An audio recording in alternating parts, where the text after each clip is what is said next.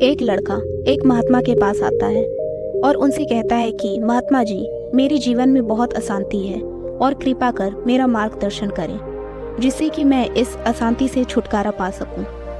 वे महात्मा उस लड़के से पूछते हैं कि तुम्हारे जीवन में अशांति क्यों है। फिर वह लड़का उत्तर देता है, अत्यधिक विचारों के कारण मेरे भीतर बहुत सारे विचार चलते रहते हैं जिसके कारण मेरा मन अशांत रहता है।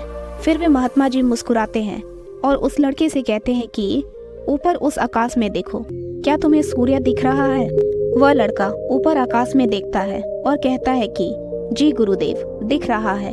फिर वे महात्मा जी उस लड़के से पूछते हैं कि अगर तुम लगातार धूप में खड़े रहो तो क्या होगा। वो लड़का कहता है कि गर्मी लगेगी गुरुदेव और शरीर में बेचैनी पैदा होगी।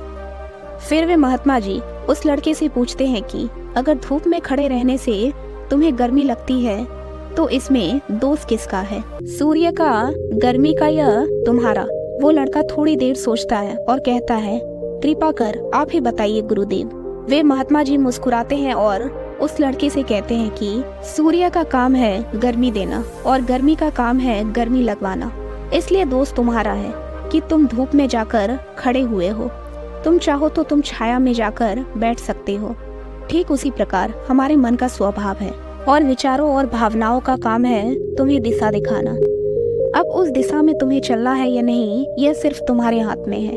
देखो, ध्यान से समझो कि विचार और भावनाएं समस्या नहीं है, बल्कि तुम्हारा उनसे जड़े रहना समस्या है। सोचो कि तुम धूप में खड़े हो और तुम चाह रहे हो कि तुम्हें गर्मी ना लगे। क्या यह संभव है? अगर तुम्हें गर्मी से बचना है तो तुम्हें अपनी जगह बदलकर धूप से छाया में जाना है। अपने मन को शांत कैसे करें? फिर वे महात्मा जी उस लड़के से कहते हैं कि उपाय यह है कि तन के आयाम पर काम करना और यह सबसे आसान तरीका है। शरीर के स्तर पर हमारी कर्मेंद्रियां है और ज्ञानेंद्रिया है। हमारी कर्मेंद्रियां कर्म से जुड़ी है और हमारी ज्ञानेंद्रियां ज्ञान से जुड़ी हुई है। इनके प्रति हम अपनी संवेदनशीलता को बढ़ा सकते हैं और इसका मतलब यह है कि हम जो भी कार्य करें उसे आनंद के साथ कर सकते हैं। जैसे अगर आप पानी पी रहे हैं तो पूरी तरह से पानी ही पियो, यानी पानी पीने में अपना 100% दो। ऐसा करने से क्या होगा गुरुदेव? ऐसा करने से तुम मन और दिल के आयाम में हटकर शरीर के आयाम पर आ जाओगे और यह बिल्कुल ऐसा है जैसे कि तुम धूप से हटकर छांव में आ गए। मन और हृदय के आयाम पर अपना काम चला रहा है, लेकिन तुम्हारी जागरूकता तन पर आ गई है। जैसे कि सुबह उठो तो सूरज की किरणों को महसूस करो और हवा को महसूस करो। आंखें बंद करके पक्षियों की आवाजें सुनो। लगातार तन के आयाम पर काम करने से तुम एक दिन हैरान हो जाओगे कि तुम पक्षियों की आवाज तो कानों से सुन रहे हो, लेकिन तुम्हारा चित्त शांत हो रहा है। तुमने अपने चित्त पर कोई कार्य नहीं किया, लेकिन फिर भी वह शांत हो रहा है।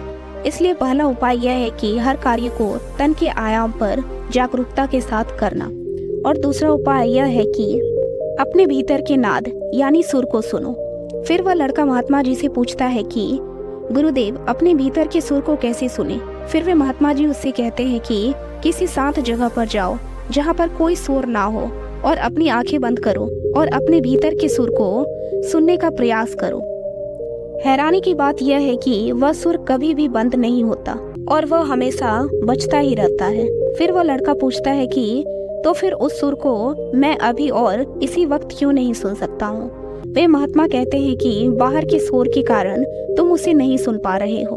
अगर तुम अपने भीतर के सुर को अभी सुनना चाहते हो तो तुम्हें अपने दोनों हाथों से अपने कानों को बंद कर दो और सुनो। तुम देखोगे कि यह सुर बिना किसी यंत्र के बज रहा है और जब तुम इसे सुनोगे तो तुम अपने हृदय और मन से दूर हो जाओगे और तुम्हारा चित्त शांत होने लगेगा। एक बात हमेशा याद रखना कि मन सबसे ज्यादा सक्रिय तभी होता है जब इसे तुम्हारे द्वारा ऊर्जा मिलती है। अगर तुम अपनी ऊर्जा को अपने तन को और अपने भीतर के सुर को सुनने पर लगाओगे तो तुम्हारा मन कैसे सक्रिय होगा? पर समस्या क्या है पता है तुम्हें? हम अपने विचारों से और अपनी भावनाओं से लड़ते रहते हैं और इसी में ही अपनी ऊर्जा को खत्म कर देते हैं। फिर हमें हर बार की तरह हमें अशांति घेर लेती है। इसलिए अपने मन को शांत करने के लिए ये 2 काम करें। पहला, अपने मन के आयाम से हटकर तन के आयाम पर आ जाए और दूसरा उपाय यह है कि अपने भीतर के सुर को सुने।